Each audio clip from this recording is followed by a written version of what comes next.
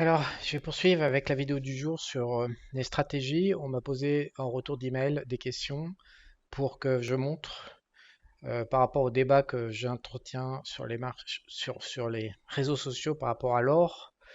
Euh, les personnes m'ont demandé de faire une comparaison en fait pour se rendre compte, une comparaison visuelle. Effectivement, tout le monde n'a pas un outil puissant comme TradingView sous la main ou pour le faire fonctionner. C'est ce qu'il y a de mieux pour faire des comparaisons visuelles pratiques. Donc ici sur ce premier graphique, j'ai mis le SP500, donc en rouge et vert, en bougie. La courbe jaune, ben, c'est la courbe de l'or et la courbe bleue, c'est celle du CAC. Et donc comme le débat du jour, ça consiste à remonter à juillet 2022 au moment du lancement dans Université Investisseur du service de signaux. Voilà, sur la même période. Alors qu'est-ce qu'on voit? On voit que le SP500 fait 62% de hausse. On voit que l'or fait 43% et on voit que le CAC 40 fait 19%. Euh, on voit aussi que le CAC 40 a fait beaucoup mieux jusqu'à ce que les marchés mondiaux prennent conscience que la France est dans le mur. Beaucoup mieux que l'or. Euh, Même le CAC 40, l'or est tellement pourri. L'or, à mon avis, a profité de la guerre. C'est mon opinion personnelle. J'en suis pas certain. Quand Trump va arriver au pouvoir, les conneries de la guerre vont s'arrêter progressivement et l'or, peut-être que je me trompe, mais devrait redescendre assez méchamment. Mais la plupart du temps, ne peut pas faire la compétition avec les indices boursiers parce que la création de valeur dans les entreprises est toujours plus importante que dans l'or. Les indices qui représentent les bourses représentent généralement les plus belles entreprises, donc celles qui sont le plus à même de créer de la valeur par rapport à l'inflation. Donc c'est pour ça que le combat est quasi perdu d'avance. Donc on me dit toujours, ouais mais Charles, tu chambres l'or parce que tu es jaloux des gains qu'on a fait dessus. Donc on va y aller ensemble justement pour voir si je peux être jaloux de l'or. Alors si je prends en compte la stratégie méga cap d'Université Investisseur, qui est la courbe bleue, la courbe verte en fait c'est l'allocation. Je vais revenir après. La courbe dessous là c'est l'or. Donc en termes de chiffres, l'or a très très bien fonctionné hein, grâce à mon avis encore une fois à la présence de la guerre. Alors, qu'est-ce que c'est que l'equal weight? En fait, personnellement, je suis extrêmement attentif à l'allocation en amont des stratégies. Encore une fois, je pense qu'il faut réfléchir au système dans lequel on vit et faire une allocation adéquate avant même de commencer à investir. Donc, la courbe verte, c'est ce qui traduit mon allocation. C'est quelque chose que je regarde tout le temps, qui est très très important dans ma modélisation. En fait, c'est mon raisonnement. Est-ce que mon raisonnement vis-à-vis du monde qui va se traduire par des gains ou des pertes sur les marchés financiers, est-ce que ce raisonnement est valide ou invalide? Donc, je ne parle absolument pas d'analyse technique ou d'une quelconque stratégie de bidouillage, je parle juste d'un raisonnement de base. Donc, la courbe qui est au milieu, c'est toujours, enfin, qui est au milieu par rapport à l'or. Évidemment, quand la courbe est inférieure au SP500, par exemple, je considère que mon raisonnement initial n'est pas valide. Combien de raisonnements j'ai testé? C'est la question que vous pouvez vous demander. Combien je teste par an de raisonnement pour voir si... Alors je les teste généralement sur 10, 15, 20, sur 15 ans minimum et sinon j'aime bien remonter à l'an 2000, voilà sur 25 ans. Et donc combien je teste de raisonnement par an? Des milliers. Des milliers, peut-être 2000, entre 1000 et 3000 par an, tous les ans, je teste des raisonnements. J'y passe par moment des nuits entières. Pourquoi je fais ça? C'est une lubie que j'ai depuis 32 ans. Voilà. Donc, je teste toujours un raisonnement au début neutre. C'est-à-dire que je prends un basket trading, equi-weight, donc complètement équipondéré, et je regarde si il est performant ou non. Et c'est seulement ensuite que je vais réfléchir à comment l'exploiter avec des stratégies, soit de momentum, soit de suivi de tendance, soit de modélisation court terme. Je ne sais pas, ça peut dépendre du raisonnement initial. Par exemple, si je prends les raisonnements, pourquoi en fait je me permets de critiquer l'or où je n'ai rien trouvé de concluant, je n'ai pas trouvé de raisonnement concluant sur le pétrole en dehors de ce que fait déjà Loïc en value avec dividende. Ça marche évidemment puisqu'il l'a démontré, mais en ce qui me concerne, je n'ai trouvé aucun raisonnement valide sur le pétrole ou l'or. Voilà. Et sur les matières premières, d'une manière générale, je rêve en fait d'avoir une stratégie justement qui marche sur les matières premières, qui soit pro-inflationniste. Donc j'ai testé, mais au moins, rien que sur ce sujet-là, rien que cette année, j'ai testé au moins 1000 ou 1500 raisonnements par rapport au SP500. J'ai rien trouvé. Zéro. Donc je ne sais pas s'il existe des raisonnements fiables, il en existe peut-être, mais je ne les ai pas encore découverts. En revanche, une fois que je tiens un raisonnement valide, donc là vous avez sous les yeux le raisonnement des méga caps, alors je vais attaquer son exploitation via une logique très souvent de momentum, mais pas toujours. Et donc, c'est ça que j'appelle la création d'alpha. En fait, pour moi, une stratégie pour qu'elle rentre dans l'université investisseur, il faut d'abord qu'elle batte, bien sûr, le gold, mais ça, c'est même pas sur la table. C'est pour ça que ça me fait rigoler quand les mecs ils me disent, oh, Charles, t'es jaloux des gains qu'on fait sur l'or. Mais on vit dans un monde, en fait, un peu tarabiscoté, un peu foireux, où le mal est récompensé et le bien est puni, où la loose en groupe est récompensée, bien jugée et bien, comment dire, socialement poussé, et où l'individualisme performant est agressé, jalousé, méprisé ou réduit. Donc c'est un peu chelou. Donc l'or canalise ce besoin un peu franchouillard, parce qu'on est très là-dedans en France, de valoriser la médiocrité en masse et de buter tout ce qui est performant, en fait, tout ce qui est compétitif à l'échelle mondiale. Voilà, surtout pas se confronter. C'est très bizarre la culture française, comment elle a évolué sur les 30 dernières années. Parce que quand j'étais jeune, il y avait pas cette ambiance qu'il y a aujourd'hui, qui est vraiment chelou, quoi. L'ambiance à l'envers, moi j'appelle ça un monde à l'envers en fait. Donc on valorise un petit gain sur l'or, un petit gain, vous voyez. Parce qu'en faisant le singe, et je suis désolé, parce que les gens qui sont sur l'or, qui ont gagné, ben, ils vont se sentir méprisés, mais rien qu'avec une allocation, un basket trading, la courbe verte, donc en faisant un singe, et vous savez que il y a des stratégies qui sont faites en lancer de fléchettes par des singes, qui est vraiment l'étalon de base. Donc en achetant l'intégralité du basket trading de mon allocation, on est déjà quasi à 2 fois la performance de l'or sur juste une période de 18 mois.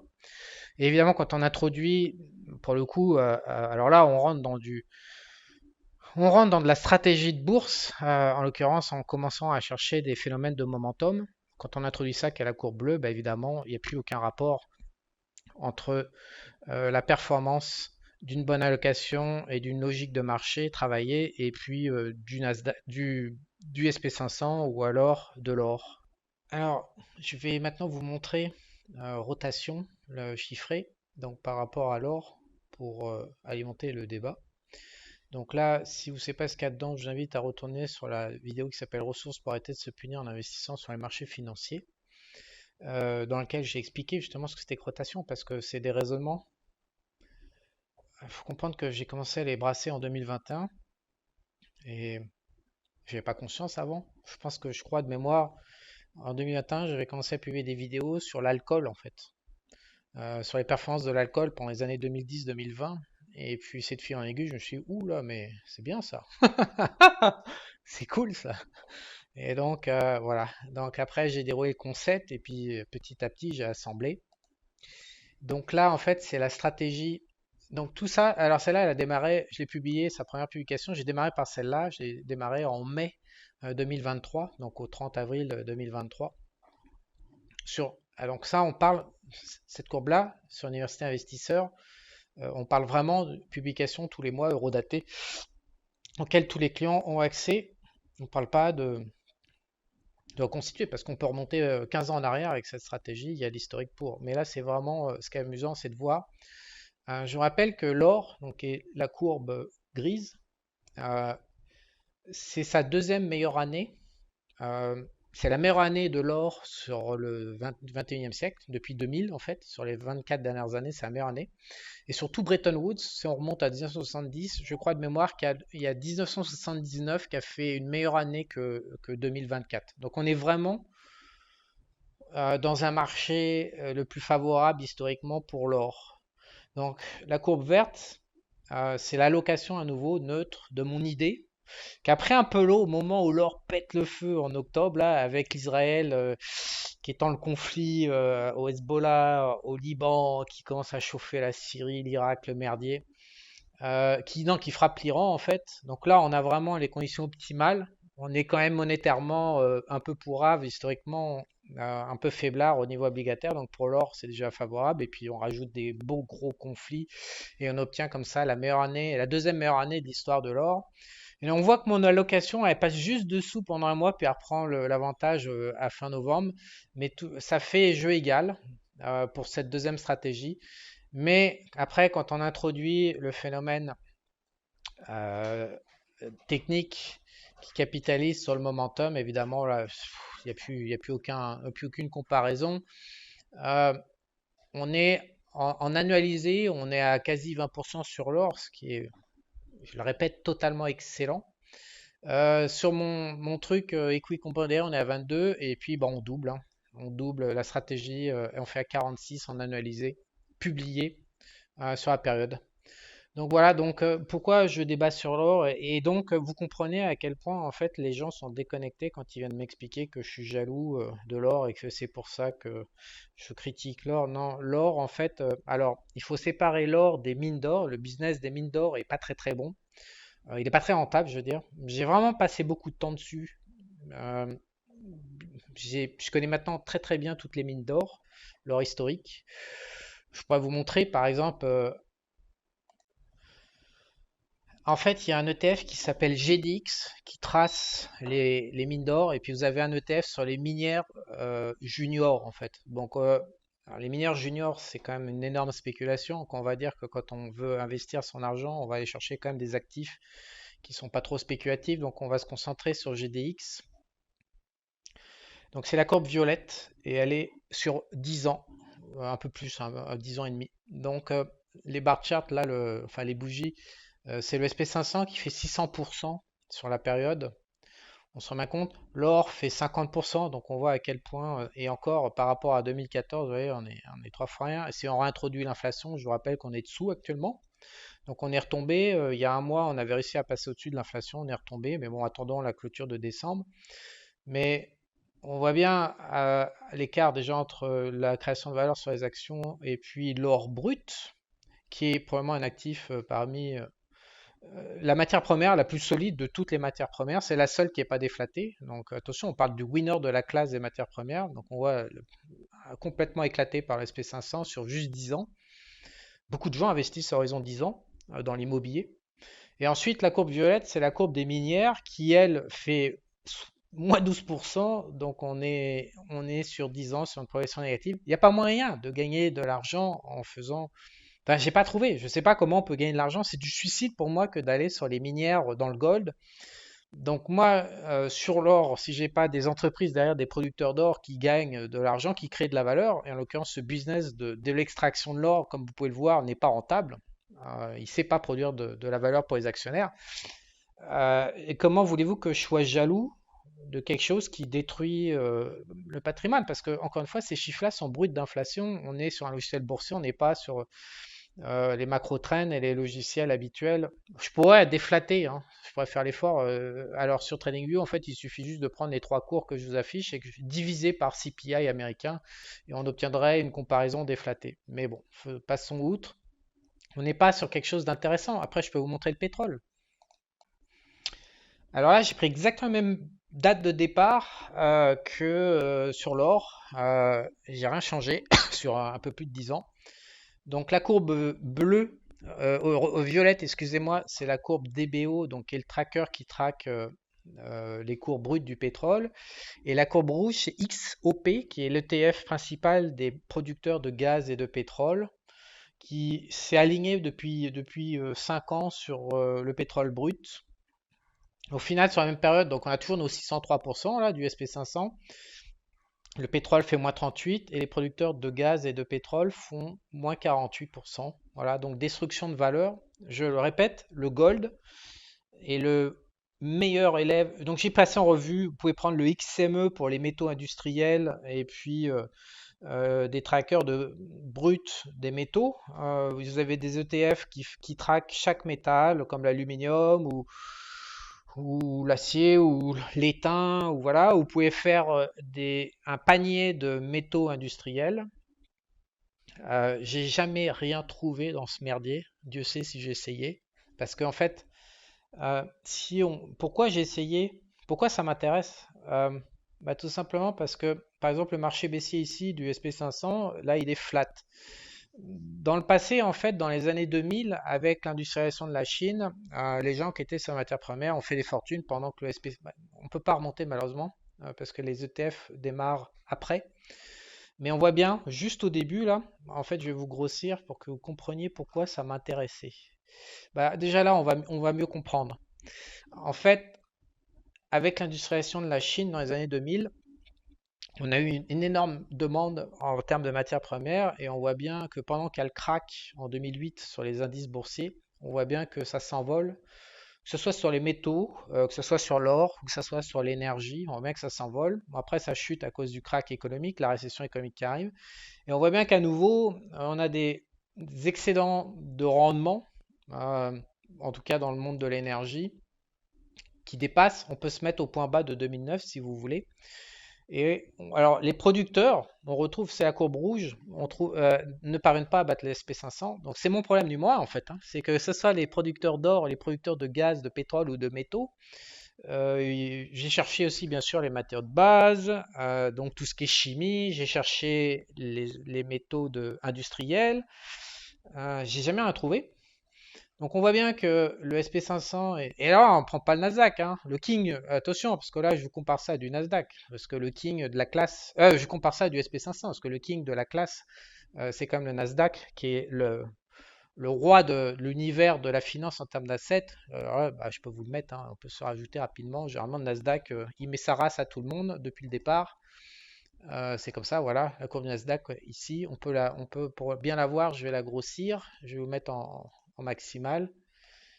Voilà, donc le Nasdaq, lui, met sa race à tout le monde tout le temps en fait. Dès qu'on prend une période de 5 ans, il crée tellement de valeur qu'il met sa race à tout le monde. Donc évidemment, je suis en train de parler de comparer au SP500 uniquement. Mais voilà, mon problème, les gens pensent que je suis jaloux, mais il y a une méconnaissance de la finance. Il y a un moment, il faut regarder en face la réalité. Donc là, on est en 2011, entre 2010 et 2014. On était 15 ans en arrière, mais on peut continuer, on peut se mettre au Covid, ça continue les conneries. Je peux vous regrossir. Voilà, on peut se mettre à partir du point bas du Covid et voilà, on va se mettre le point bas, on va le grossir quand même pour y voir un peu plus clair. 2020, voilà. Donc le Nasdaq est toujours en haut. Il a mangé quand même une correction massive de plus de 30%, bien plus que tout le monde. Et là, il a réaccéléré. Si on se met au point bas 22, évidemment, mais même sur le point bas de 2020 avec le Covid, il est devant. On voit bien que la courbe du pétrole équivaut au SP500, équivaut à l'or. On a une progression des matières premières à peu près équivalente, mais c'est l'âge d'or, hein. Et les producteurs de pétrole, comme les producteurs d'or, comme les producteurs de métaux industriels, comme les producteurs de matériaux de base, comme la chimie, les engrais, les machins, on voit bien qu'ils font pas le poids en fait. Et donc dès qu'on décale un peu, on remonte avant le crack de 2020 et Covid, bah, le Nasdaq est largement devant tout le monde. Après, on peut prendre le point bas de 2022, la correction du point bas du Nasdaq voilà, qui démarre fin 2022 à peu près. Donc on voit que le pétrole en haut est en baisse, on voit que le SP500 fait 45 et que le Nasdaq fait 68. Et là on est en train de parler d'un écart juste sur 2 ans. 2 ans c'est rien du tout. Donc non, je suis pas jaloux de l'or. C'est juste que j'essaye de faire réfléchir aux gens, aux épargnants, de leur dire mais regardez, regardez. Et alors là, on fait même pas de la stratégie, on compare juste des classes d'actifs. Regardez juste le game de l'allocation. Quel est votre intérêt? Bah, si on rajoute le CAC 40, c'est la même merde. Votre intérêt, il est de fuir l'Europe. Votre intérêt, il n'est pas d'aller sur l'or et les matières premières, même si effectivement, quand il y a des crises inflationnistes, ça permet d'avoir de manière partielle. On ne peut pas deviner à l'avance quand il va y avoir une crise inflationniste. C'est bien ça le problème. Donc ça permet de se protéger effectivement quand il y a une crise inflationniste, mais enfin ça le permet après coup. Mais les mecs ils disent ouais mais moi j'aurais acheté là, j'aurais acheté là. Ben non, parce que la crise inflationniste on ne sait pas trop qu'elle va arriver, on peut pas la deviner. Donc moi mon discours il est d'essayer de vous faire réfléchir sur cette création de valeur sur les marchés et de choisir le meilleur pour vous. Et les mecs ils se sentent agressés et beaucoup et puis voilà ils me trouvent prétentieux et machin. Mais les mecs on n'est pas dans un débat de personnes, je suis pas un messager à abattre.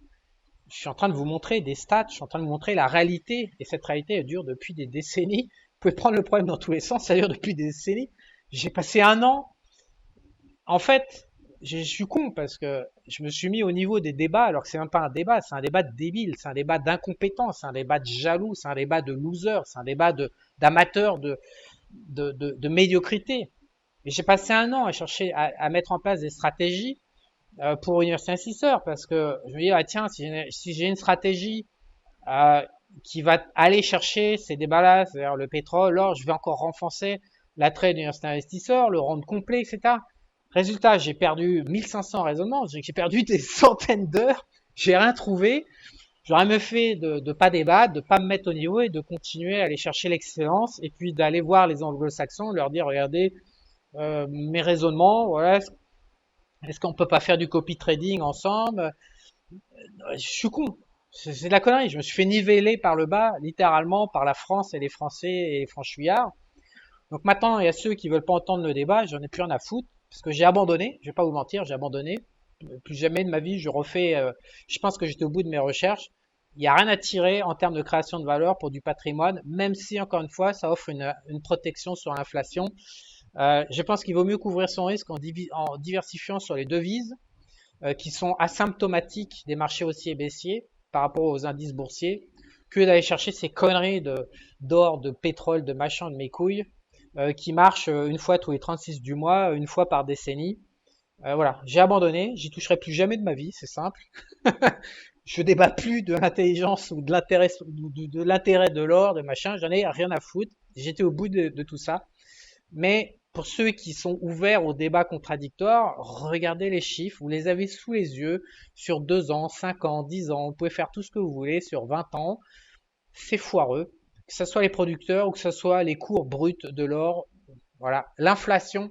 Moi je pense que l'Occident, les élites mondiales, butent littéralement les producteurs des pays émergents de ces matières premières, ils les enculent via l'inflation. C'est pour ça qu'ils sont toujours intéressés à créer plus d'inflation, de manière à maintenir soit à prix constant le prix de ces commodities, ou soit alors carrément de dégrader, parce que si vous mettez les prix des autres matières premières, c'est complètement dégradé. C'est intelligent, c'est un système qui est collectiviste, qui est prédateur, et c'est une manière de faire de la prédation sur les pays émergents, cette histoire d'inflation. Donc, je pense qu'il faut pas se faire baiser, il faut avoir beaucoup de clarité, de clarté, ouais, c'est clarté, voilà en français, par rapport à ce qui se passe au niveau mondial, par rapport à ces classes assets. Il faut pas se croire plus intelligent que les autres. Euh, Vraiment, j'ai pas voulu être intelligent en faisant mes recherches, j'ai juste voulu répondre à la demande de nombreux clients, plus à ces petits débats que j'aime bien, j'avoue, j'aime bien en tant qu'auteur. Je me suis fait piéger à mon propre jeu dans ce débat-là, comme un con. Donc, voilà, je pense qu'il faut vraiment avoir une grande clarté par ce qui se passe, par le système mondial. Euh, pour conclure sur cette vidéo, pour vous apporter de la valeur, moi j'ai vu un débat qui m'a paru intéressant qui dit qu'aujourd'hui, il faut resetter le système parce que le capital accumule, en fait, on échange des heures travaillées contre du capital. Et au bout d'un moment, quand on accumule trop de capital, on peut plus rien acheter. Donc, il commence à bouffer le système. C'est comme si le système devenait pervers et se consumait de l'intérieur parce qu'il y a trop de capital qui peut acheter trop d'heures travaillées par rapport à ceux qui sont en début de cycle qui ont juste des heures travaillées échangées contre du capital. Je pense qu'on va vers un reboot du système parce que le système ne fonctionne plus. Les milliardaires ont trop de poids. En fait, il y a trop peu d'individus qui ont trop de poids par rapport à 8 milliards d'individus. Euh, ces mécanismes, c'est-à-dire qu'il y a trop d'individus qui subissent la variation d'inflation et des impôts, et il y a trop peu d'individus qui en sont sortis parce que leur capital est tellement grand qu'ils peuvent acheter carrément des pays entiers. Euh, voilà, je pense qu'on est au bout d'un reboot, on est au bout d'un système, il va se passer quelque chose dans les 10 ans à venir. Ça marche plus, le système marche plus. Euh, Quelque part, ce Nasdaq, c'est la bulle des milliardaires de la tech américaine qui ont accumulé trop de capital. Donc, en tant qu'épargnant, vous pouvez jouer la fin de ce cycle. C'est un cycle qui dure depuis 50 ans. Mais nier, allez chercher l'or, hein, je peux vous rajouter l'or, dans ce game qui est littéralement c'est la courbe verte, l'or. Hein. Ouais, on voit la différence entre le pétrole et l'or à long terme. Enfin, faut dire, je démarre au point bas. Voilà. Mais même, si on remonte à 2008, on voit bien que l'or reste quand même très largement supérieur au pétrole. Donc, ce système est pervers, il est démoniaque. Donc, en tant qu'épargnant, il vous propose un choix.